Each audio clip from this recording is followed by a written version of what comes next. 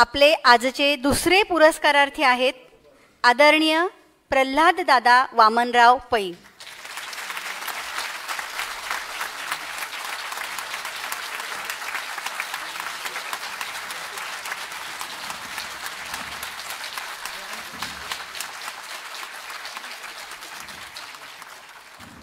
ही त्यांच्या कार्याची प्रचिती आहे. मगाशी काही क्षणांसाठी दिवे गेले आणि आपल्या आतला दिवा आपण चेतवला.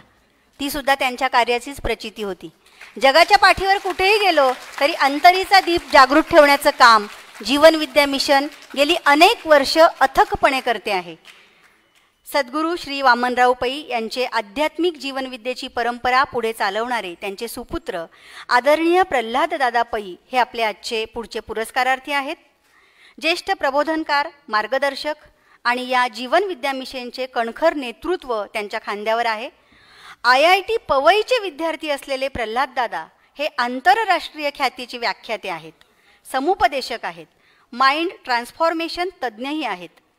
तूच आहेस तुझ्या जीवनाचा शिल्पकार हा संदेश अखिल मानवजातीपर्यंत रुजवण्यासाठी अव्याहतपणे कार्य करणारे प्रल्हाद दादा आणि आपण त्यांचे सर्व अनुयायी.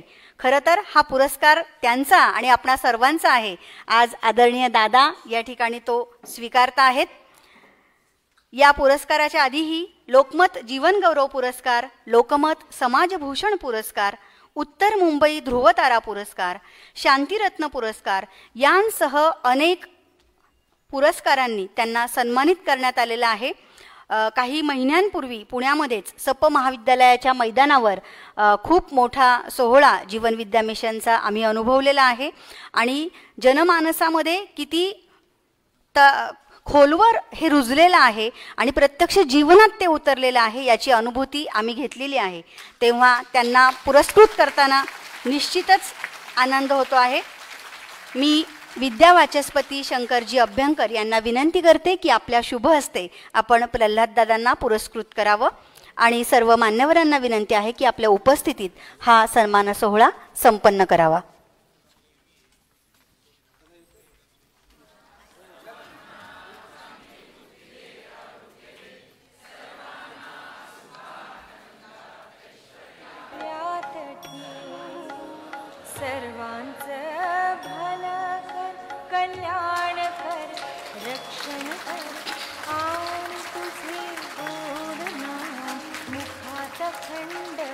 हा पुरस्कार वितरण सोहळा एकीकडे संपन्न होत असतानाच आदरणीय प्रल्हाद दादांच्या कार्याची आपल्याला प्रचिती यावी म्हणून अगदी 2च मिनिटांची त्यांची ध्वनिचित्रफीत आहे ती या ठिकाणी प्ले होते आहे. कृपया आपण त्याचंही अवलोकन करावं.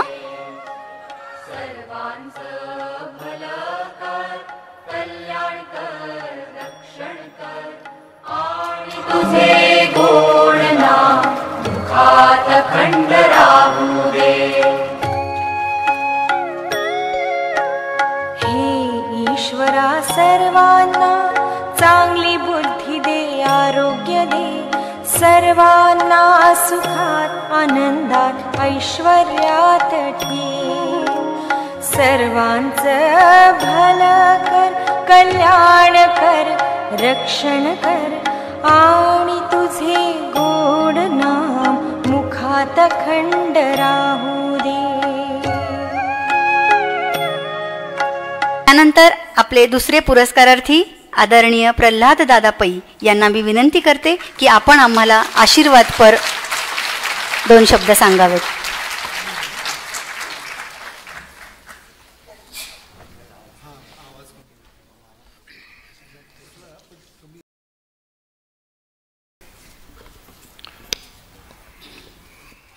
प्रथम मी सद्गुरू श्री वामनराव पै आणि माझी आई यांना वंदन करतो. इथे व्यासपीठावर सगळे मान्यवर बसले त्या सगळ्यांना माझं वंदन.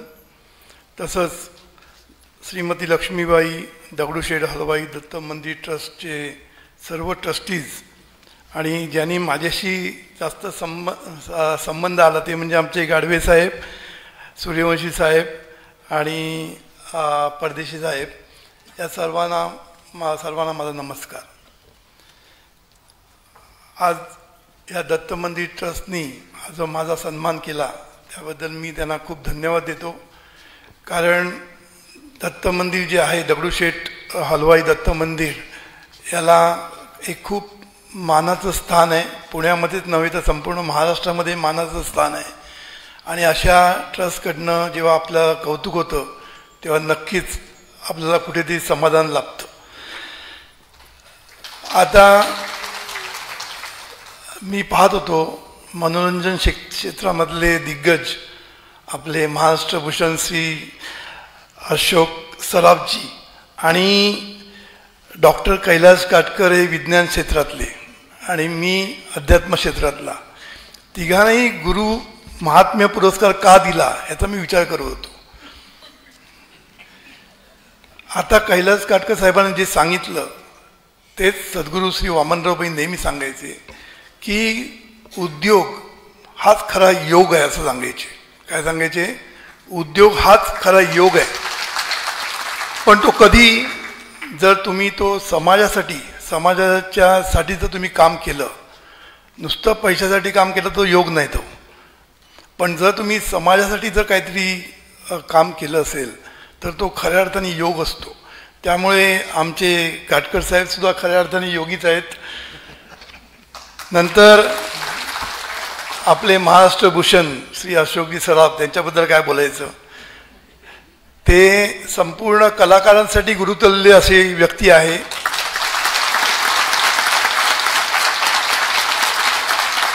कित्येक कलाकार आज त्यांच्याकडे बघून शिकत पुढे चाललेले आहेत.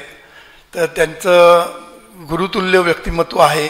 प्लस मगाशी आमच्या निवेदिकांनी सांगितलं की मनोरंजनामधनं लोकशिक्षण ते करत असतात. जसं आम्ही शिक्षण देत असतो लोकांना, समाजाला, तसं ते आपल्या मनोरंजनातनं सुद्धा लोकांना लोकशिक्षण देत असतात.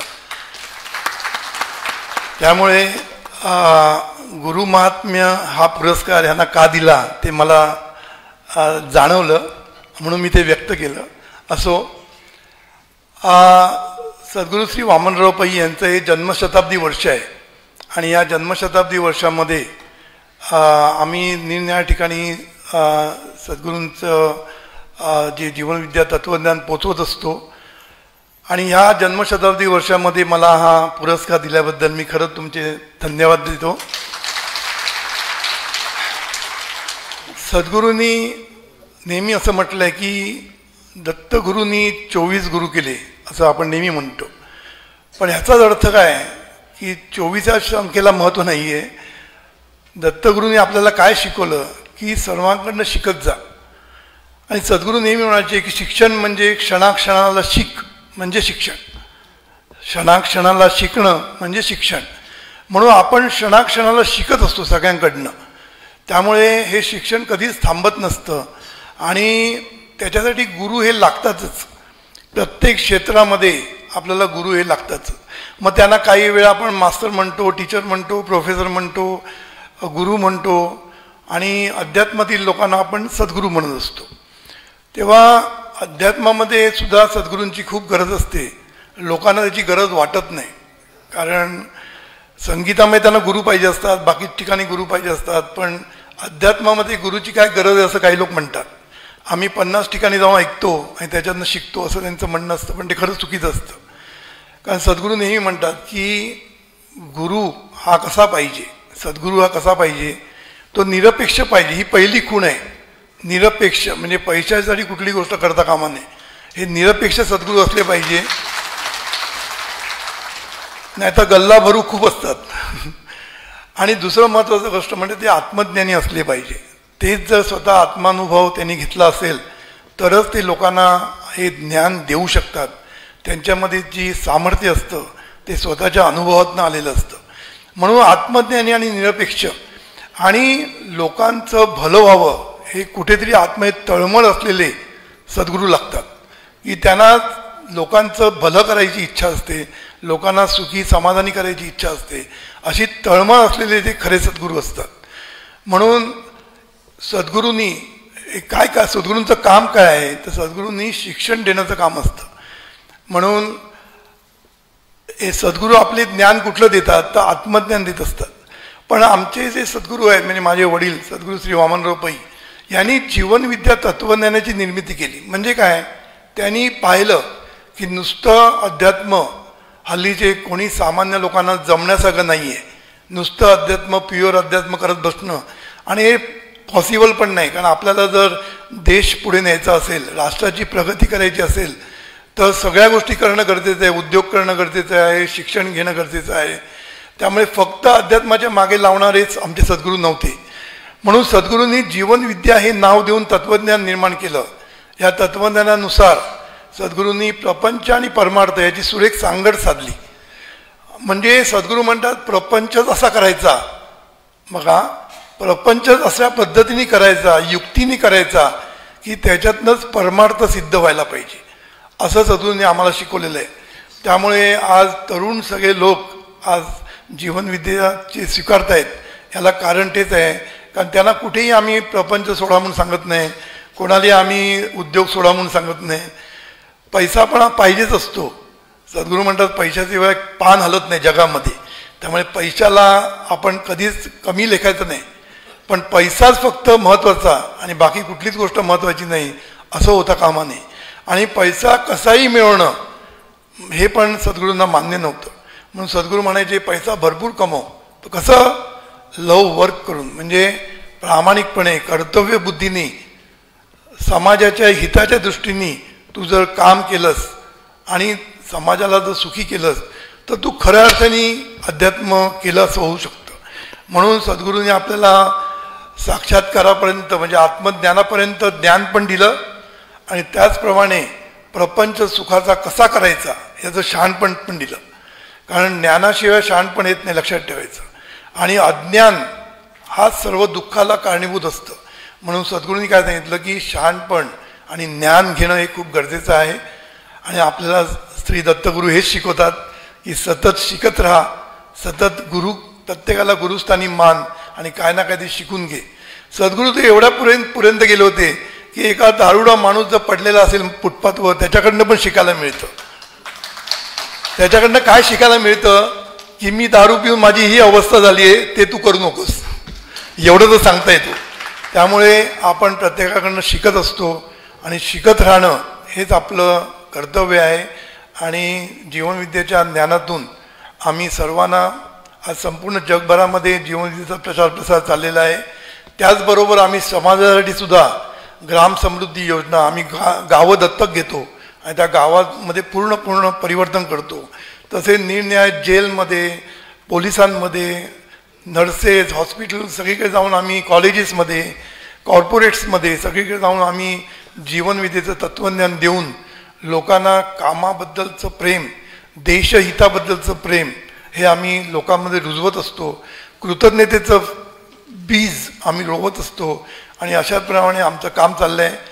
आमचे हजारो कार्यकर्ते, लाखो कार्यकर्ते याच्या मागे आहेत. त्यामुळे हा जो पुरस्कार फक्त माझा नसून या संपूर्ण कार्यकर्त्यांचा आहे एवढं मला नक्की माहिती आहे.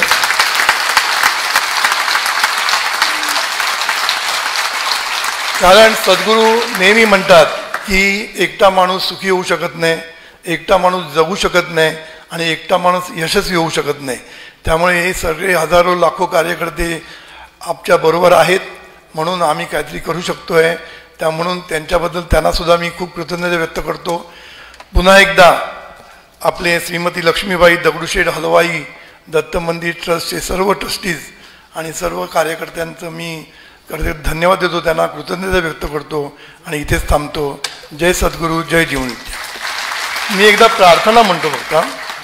हे ईश्वरा सर्वांना चांगली बुद्धी दे, आरोग्य दे, सर्वांना सुखात आनंदात ऐश्वर्यात ठेव, सर्वांचं भलं कर, कल्याण कर, रक्षण कर आणि तुझे गोड नाम मुखात अखंड राहू दे.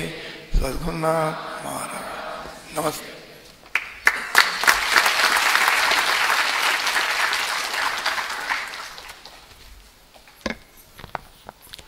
आदरणीय प्रल्हाद दादांना नमन. ज्ञानेश्वर माऊली असं म्हणतात, तेणे कारणे मी बोलेन, बोली अरूपाचे रूप दावीन, अतिंद्रिय ते भोगवीन, इंद्रियांकरवी. मला वाटतं हा अतिंद्रियांचा प्रवास म्हणजे अध्यात्म आहे. आणि ही अध्यात्माची परिभाषा आपल्याला कळाली तरच अंतश्चक्षूंनी आपण या जीविताचा आनंद घेऊ शकतो. कारण ह्या बाह्य चक्षूंनी डोळ्यांनी भौतिक जग कळतं, पण खरं आनंद समाधान कळण्यासाठी अध्यात्म हवंच. आपणही IIT पवईचे विद्यार्थी आहात आणि आज आध्यात्मिक क्षेत्रामध्ये आपण क्रांती केली आहे. मला वाटतं प्रत्येकाच्या आयुष्यामध्ये हे अध्यात्म उतरायला हवं. खूप खूप धन्यवाद.